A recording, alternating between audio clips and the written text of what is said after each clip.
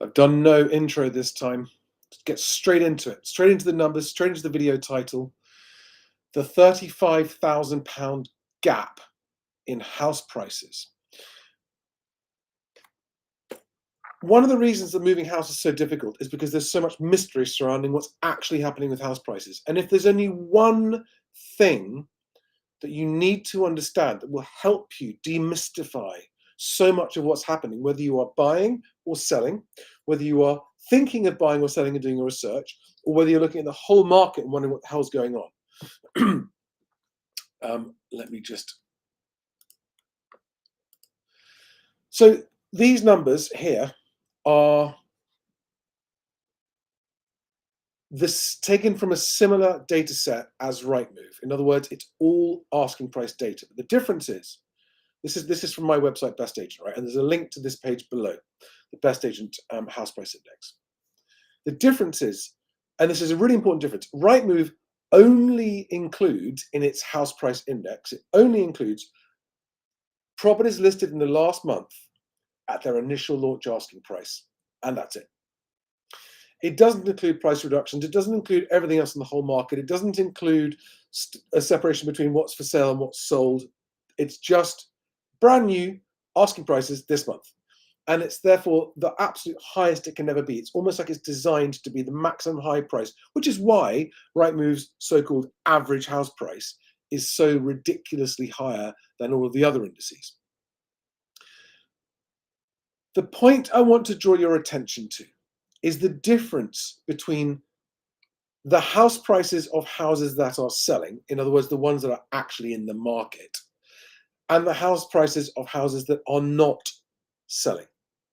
And the difference in the median house price of homes that are selling versus homes that are not is £35,000 based on everything that's currently on the market. This is just in England, right? Not Scotland, not Northern Ireland. I've also got Wales. In Wales, it's actually £45,000. Right? The gap there is 45 grand in Wales on the median. Now, the median and the average are different. I want to explain this so you understand. But just before I go into all of this, I want to tell you something, right? This is not an accident. This is not by mistake. This is by design of both the government and the moving industry. And it's what I'm seeking to end and to change with my property website, BestAgent, right? bestagent.co.uk. Official government house price figures are published by the Land Registry, or Land Registry data published by the ONS. And in their initial readout, which is always an estimate, it only includes about 8 to 10% of transactions for the month they're reporting on. So it excludes more than 90% of actual transactions for the month they're reporting on. They are down valuing, they're revising those estimates down later, and they're also seriously lagged because that is completion price when registered with the Land Registry, and it's months, sometimes up to a year after the deal was actually agreed. So the government house price data that it gives us is a small sample of a very belated data set. And therefore, we are none the wiser as to what's happening with house prices today. And yet, the government does have what's happening with house prices today, or at least last month, because HMRC has every single residential property transaction registered with it for the purposes of stamp duty within 2 weeks of completion. That's the law, right? Every housing transaction must be reported to HMRC within 2 weeks of completion. So they have 100% of house price transaction data. They don't publish it. They should. HMRC should just publish the raw data, not some convoluted index, just the raw data. Make it public, make it available so people can query it themselves. The housing industry has data that's even more up to date than HMRC's completion data because it has exchange prices. So Zoopla owns software systems that contain exchange prices as they happen. But Zoopla is not allowed to publish that data because its estate agency clients won't let it. Large estate agents like Connells, right? Connells, which also owns Countrywide, has more data that it could publish than the land registry does in its first readout. Okay, it has more actual house price data up to the minute, up to the week that it could publish, but it chooses not to. And there are other data companies in the property sector that have accurate, up-to-date house price data, but they choose not to publish it. You are being kept in the dark on purpose because it suits them. Both the government and the moving industry could choose to just pull the covers off the truth of house prices, the raw data, the actual truth of house prices. The industry and the government both have the power to do that. They choose not to. So until that changes, and that's something that I'm hoping to catalyze a change using this house price index on that line there, the exchanged price index. Work in progress. It's taking its sweet time. We are getting there, right? But until then, if you're a buyer wondering, what should I offer? If you're a seller thinking, what should I price at, or what should I lower my price to? Or if you're a would-be buyer or a would-be seller doing your research, trying to make head or tail of what's actually happening to house prices, this one fact will help clear some of the clouds. It doesn't bring total clarity, but it's a really important thing. So what have I got here?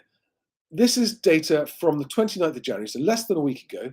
It's for just England, and it's 72,000 homes are currently showing as sale agreed or sold subject to contract or under offer. Any of those things comprise this sale agreed data. 72,000 homes, which, by the way, on its own is larger than the entire land registry house price index by the ONS when it's first published, right? That is usually somewhere between 8 to 10,000. Then we've got 315,000, so nearly 4.5 times more property that's on the market that is not sold, that is not under offer. It's sitting there waiting. And by separating out the sale agreed from the for sale, it tells a really big story.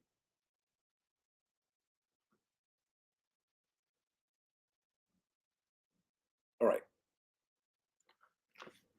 Now, those of you who understand the difference between median and average will understand why the median prices are round numbers, okay? And the median asking price publicly showing of all 72,000 properties that are showing a sale agreed is £315,000, okay? The median asking price of all properties not selling is £350,000. Now, you can interpret that any way you like. This is cold, hard, raw data. There's no manipulation of this. There's no weighting or hedonic regression or mix adjustment.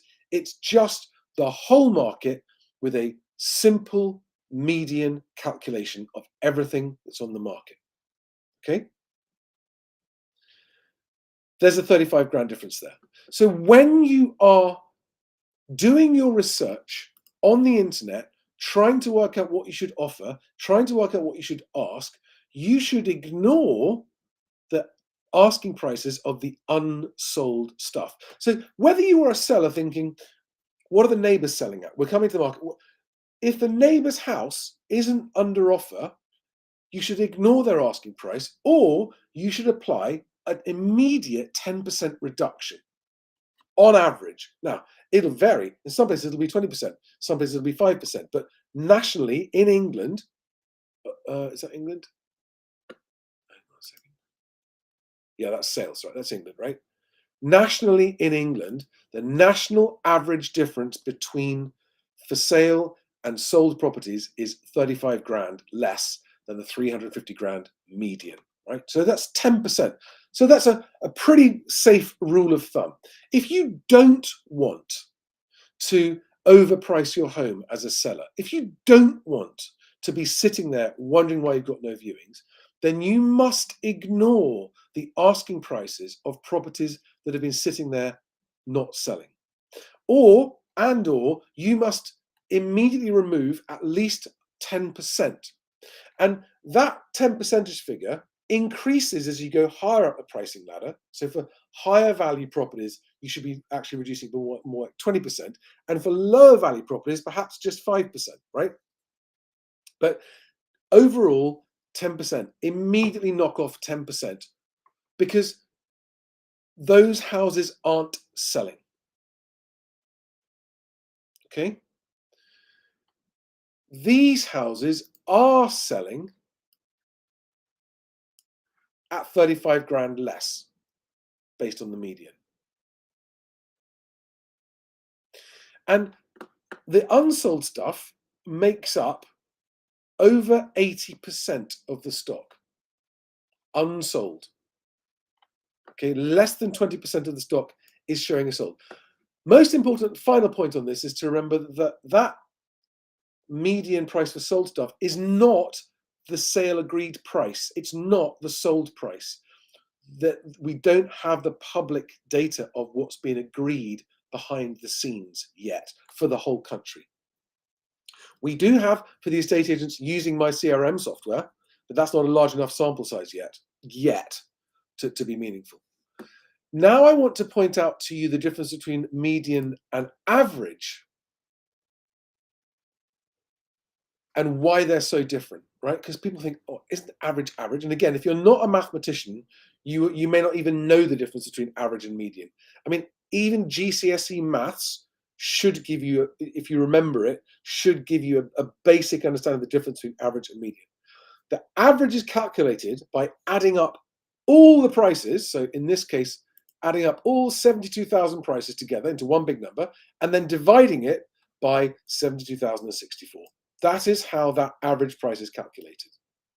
The problem is that average is not a fair representation of typical house prices because it is skewed by the very, very highly priced properties sitting on the market.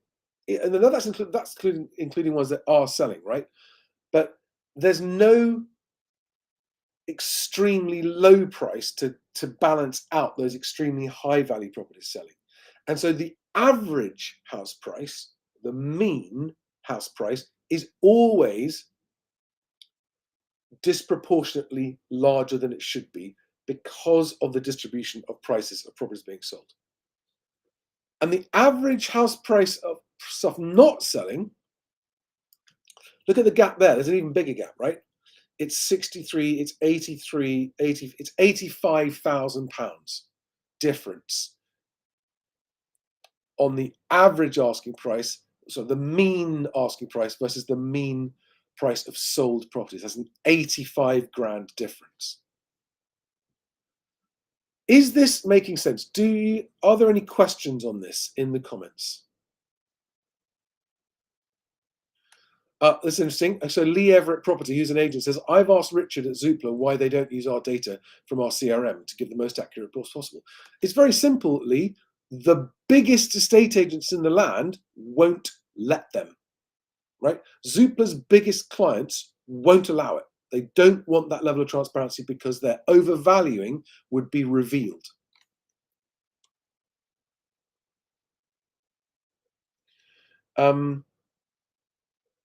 But there's interesting question from you there.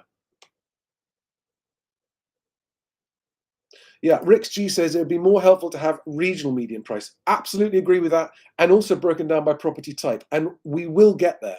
And when we've got more data, we will get there, right? I completely agree with you. Any questions on this data from anyone watching this now? While I'm waiting to see if there are any questions, I'm going to just show you Wales's. So if you're watching this in Wales, then you'll understand that. Here we are, the house price gap. Right. So here is the Wales difference in pricing.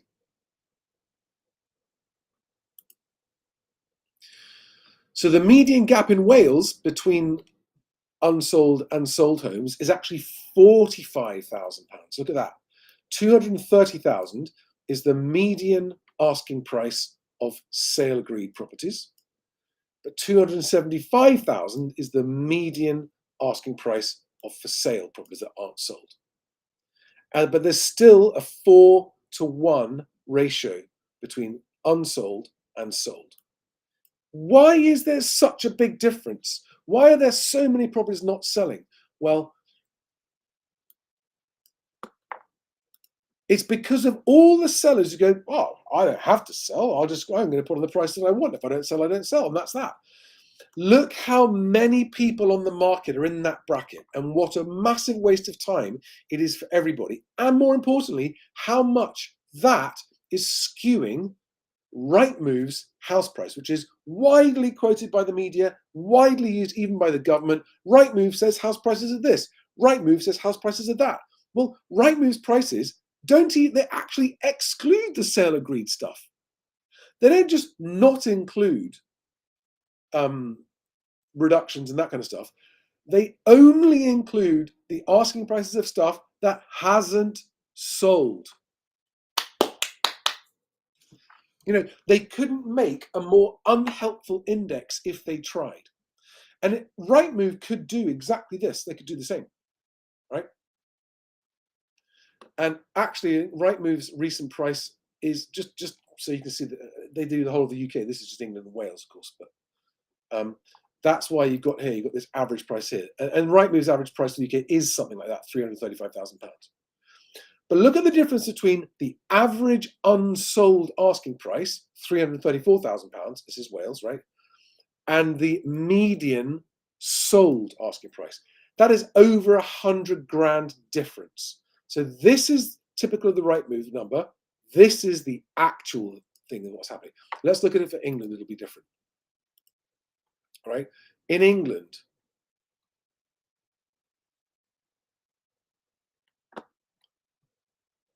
no, it's an even bigger gap.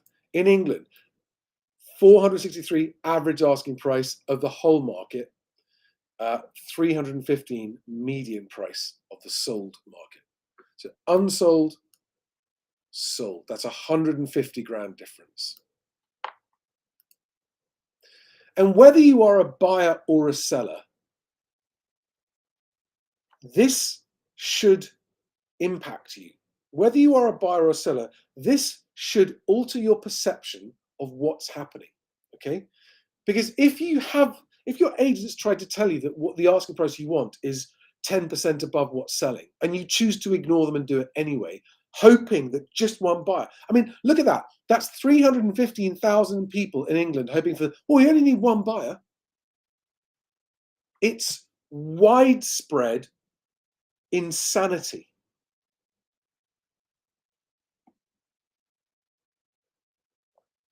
That's it, guys. I'm not going to ramble on much more. I'm not going to rant on much more. The government should publish house prices that the HMRC has the month after they're there. It would change the housing market overnight because it would end overvaluing overnight if the government chose to pull the covers off HMRC's stamp duty data. We know they've got it because every month they do publish the number of transactions. There is no question or no doubt about whether or not HMRC possesses house price data. They have it all and they publish it immediately every month because they say, last month there were 100,000 property transactions. Oh, and yes, we do have the prices for each and every one of those 100,000 property transactions, but we're not going to release that. No, not going to release that.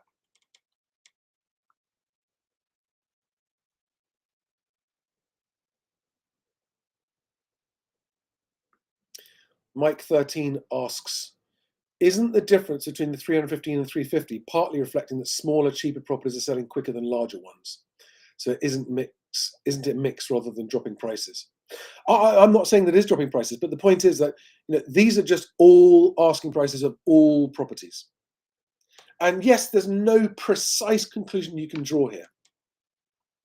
But in time, we'll get to break this down by property type. and then it'll tell an even more interesting story.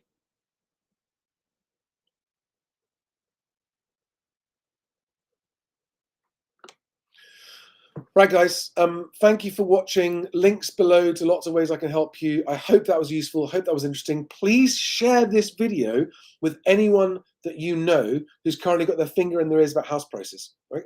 It's useful data. It's useful data, I hope. And let me know if you think so too.